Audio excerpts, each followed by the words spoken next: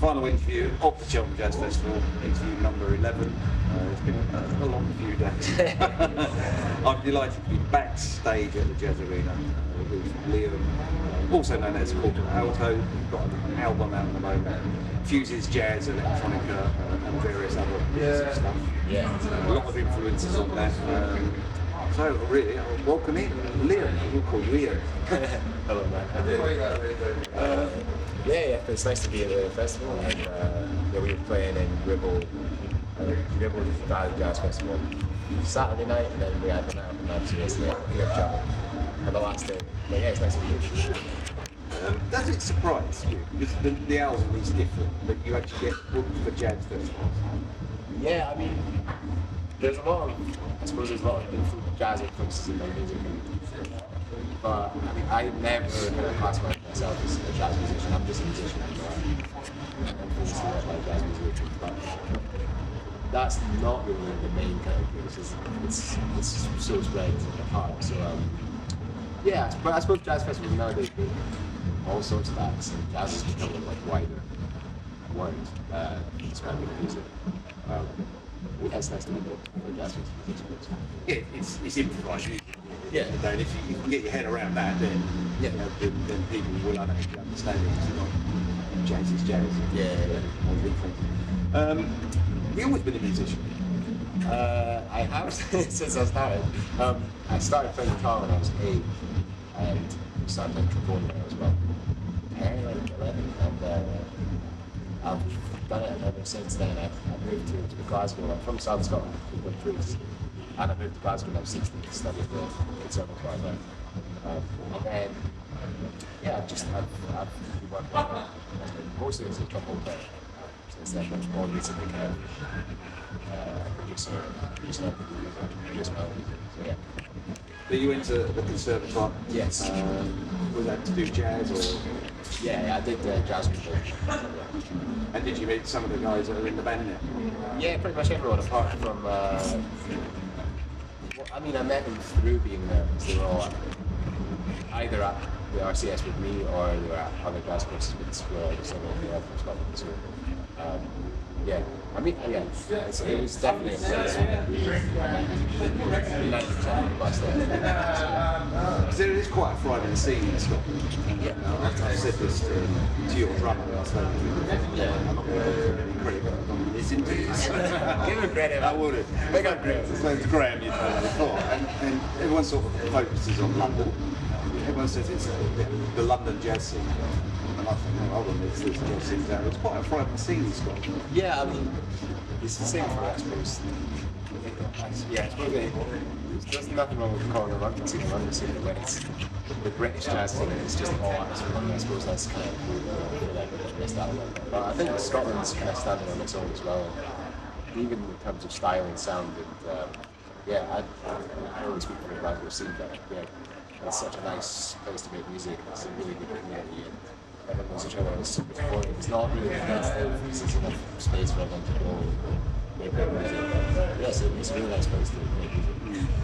Yeah, I suppose it's down to people like me playing music to move away from this British jazz scene. Everyone's from London type thing. And I've said to people before, you shouldn't have to move to London. You should focus in the area. I'll pick up the musicians and pick up the gigs. Is there a lot of gigs going on in London? Yeah, every night there's gigs going on. That's right. I mean, I think people that come from London to do either platoons in Glasgow or from anywhere else for that matter. I mean, a lot of people are surprised at how much actually goes on there. There's jam nights, there's like 4 or 5 jam nights that run weekly, and then you've got these original music gigs, and then you've got like other kind of more standards jams and stuff like that. So there's a whole bunch of stuff going on. It's a super wide variety of stuff, really kind of purist standards jazz, all the way to electronic music, which I suppose I'm more on that side of, but I still go to the standard jazz and stuff like that. So Corto, the album, mixes electronica. The song I played is XOXO, so absolutely fantastic. So it mixes electronics, it mixes a bit of dubbing, and some jazz. So what made you move from playing jazz trombone into that field?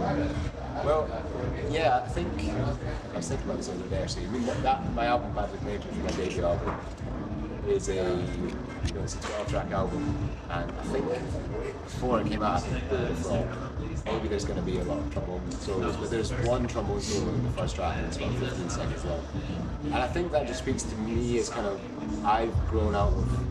I love playing trombone. It's always been a really deep passion of mine. I've always practiced. I've always loved the instrument, but I think I've recently, in the last couple of years, gone way more towards composition and production, and trombone is just a flavour within that, and it doesn't matter that I play it, it's just, I only put it where it feels right, and I suppose I've just kind of moved away from me as an artist being a trombone player, and, it's more about production and composition and sound design and all the other things that go into making a record, so yeah.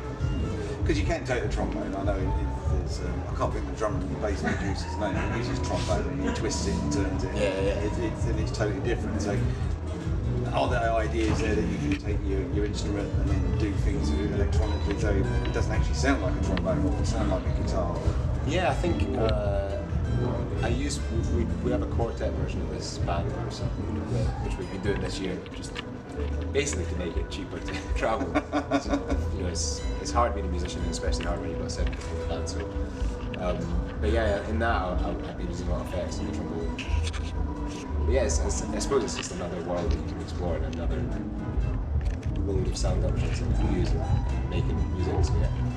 And the ideas for your music, where does it come from? Do you get them when you're sort of walking around, are you hearing sounds and think, oh, you can maybe do something else, or do ideas, or you might watch something on the TV or listen to something? Yeah, it's always different from track to track. I don't really have a process that I follow, because I play bass and guitar and I play the piano as well, so, and I play them every day, so I'm just always playing music and listening to music. But I think a lot of inspiration comes from deeply listening to music and listening to albums, getting inspired, and like walking. Yeah, like you say, it could come to you in your sleep or whatever. But I think most of my stuff starts off as one element of the track, whether it's a bass line or a rhythmic pattern or a melody or something like that, and then I kind of flesh out. And I use demos quite a lot in my writing process, so I make demos of stuff that sound terrible, but the idea is there, and then I'll bring it to the band and figure out something. But yeah, it varies from track to track. How much of the band are involved? So you take your ideas to them and get them to do stuff and work on it, and then you've got a track, or do you come with something that's very fixed? So it's more between the fixed score and the improvised. Yeah, I think it's usually quite specific in terms of what to play, but I would never. It's a really fine balance now, because I don't want to write something that's so prescriptive for a drummer like Graham, who's an insane drummer. But then I want to write something that describes just exactly the right amount of detail that I want, and then gives that next 50% is what he can bring to it through his 20 years of playing drums or whatever. Because I'm not a drummer, so there's stuff that I would never guess to write. So I try and be really, really limited. I try and limit how much I give the musician's parts. But I am quite a control freak in terms of I know what I want. And but yeah, the track changes. Like we could record a whole part of the drums and then I could chop it up, and that's like what I like to do. I like to sit with it for weeks and weeks and weeks and like change things.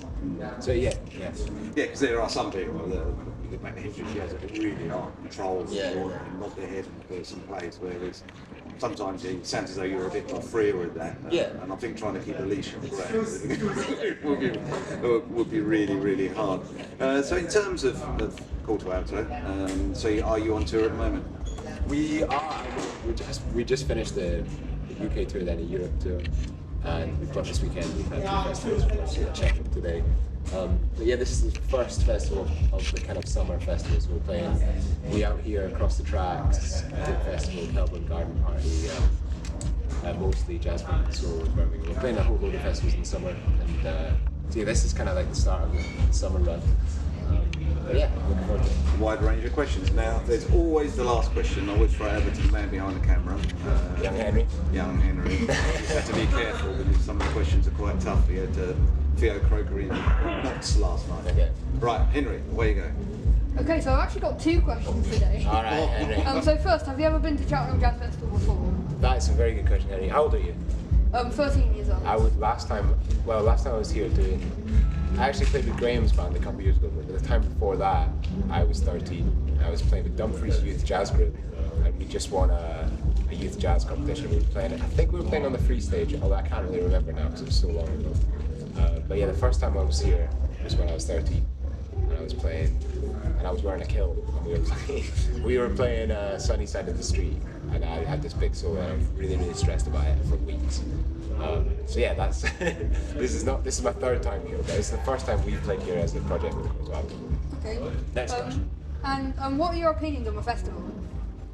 I really like it. I like how it's kind of across the whole city, because I think jazz festivals can often feel a bit detached because there's no base for this. There's no center of the festival. Like we play a lot of more mainstream festivals. We did Glastonbury last year. We're doing like We Out Here, which are always on a site in a field in the middle of nowhere. So everything's contained there, and I quite like that because it's very. You could just be walking somewhere and find a new artist you've never heard of. But jazz festivals often can be split across the city, so there's not much exploring to do. But I think that's the thing about Cheltenham with the free stage, and having artists pass the scene, kind of go backstage and watch other artists from there. So yeah, I think it's a really nice mix. It's a beautiful festival. And I suppose that's why it's got such a great reputation. Okay, So, yeah, thanks, thank you. Henry. Corto Alto. Thanks, Stuart. Thank you so much. Thank you. Cheers. Another question.